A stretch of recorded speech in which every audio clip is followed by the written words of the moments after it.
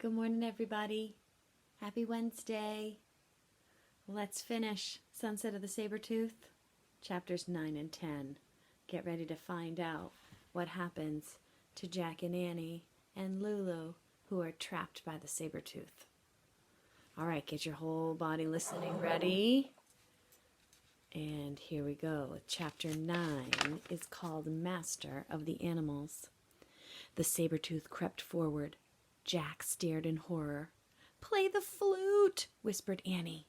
"Is she nuts?" Jack thought. "Just try," said Annie. Jack held the mammoth bone flute to his lips and blew.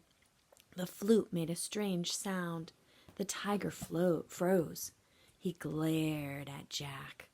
Jack's hand started to shake. The tiger growled. He took another step. The mammoth roared and stomped the ground. "Play it," said Annie. "Keep playing." Jack blew it again. The saber-tooth froze again. Jack kept blowing until he ran out of breath. The tiger snarled. "He's still here," whispered Annie. "Keep it up." Jack closed his eyes. He took a deep breath. Then he blew as hard and as long as he could. He covered and uncovered the holes of the bone. The music sounded strange, as if it were coming from another world. "He's leaving," whispered Annie. Jack raised his eyes, and the saber-tooth was slinking off towards the hills. What would it look like if you were a slinking saber-tooth?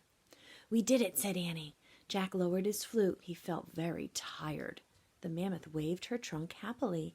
"To the treehouse, Lulu," said Annie. The woolly mammoth snorted. Then she lumbered over to the tallest tree. From the back of the mammoth, Jack grabbed the rope ladder. He held it for Annie. She stroked the mammoth's giant ear. "Goodbye, Lulu." "Thank you," she said. Annie grabbed the rope ladder and she started up. Peanut climbed up too. After they disappeared into the treehouse, Jack climbed down onto the ladder. He looked back at the woolly mammoth.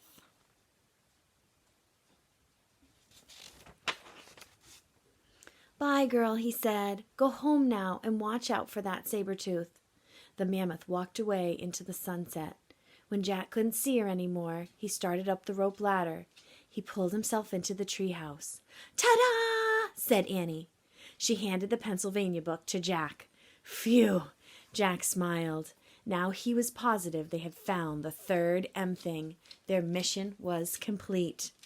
"Before we leave, we have to give our coats back," said Annie. "Oh, that's right," said Jack. They took off their reindeer skin coats and dropped them on the ground. "Brr," said Annie. "I hope the Cro-Magnon people find them." Jack stared out the window. He wanted to take one last look at this prehistoric world. The sun was setting behind the hills. 4 people were crossing the snowy plains. It was the Cro-Magnon family. "Hey!" shouted Annie. "Shh!" said Jack. The Cro-Magnon stopped and peered at Jack and Annie's direction. "We left your reindeer skins down there." Annie pointed to the ground. The tallest person stepped forward and raised a spear. "Time to go," said Jack. He grabbed the Pennsylvania book. He found the picture of Frog Creek Woods and pointed at it. "All right, everybody. What do we say? Close your eyes." "That's right. I wish we could go home," he said.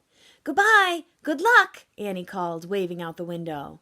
The wind started to blow, and the treehouse started to spin. It spun faster and faster, and then everything was still. Absolutely still. Chapter 10, This Age. The birds sang. The air was soft and warm. "I hope they find their coats," said Annie. "Me too," said Jack. He pushed his glasses into place. Squeak!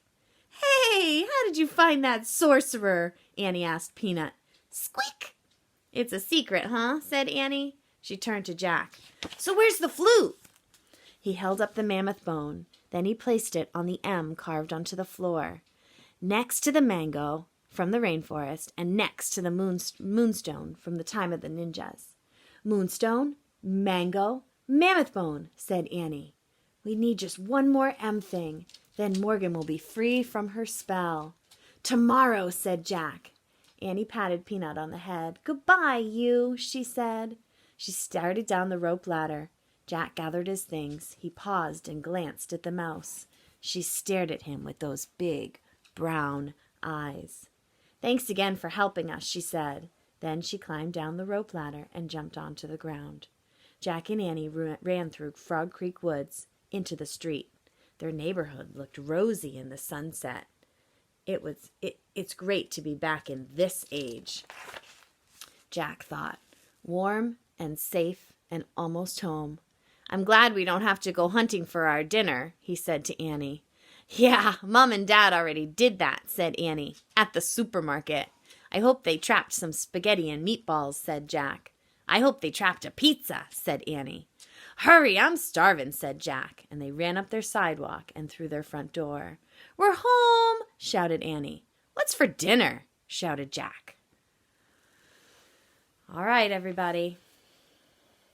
I hope you liked that one. It's one of my favorites. All right, go ahead and talk to your families about what your question is today. I think your job is to ask your family. All right, my friends, we'll see you tomorrow. I have a cool information story that I want to share with you, kind of like the cave one that I shared last week. So I hope you enjoy it, and I'll see you tomorrow.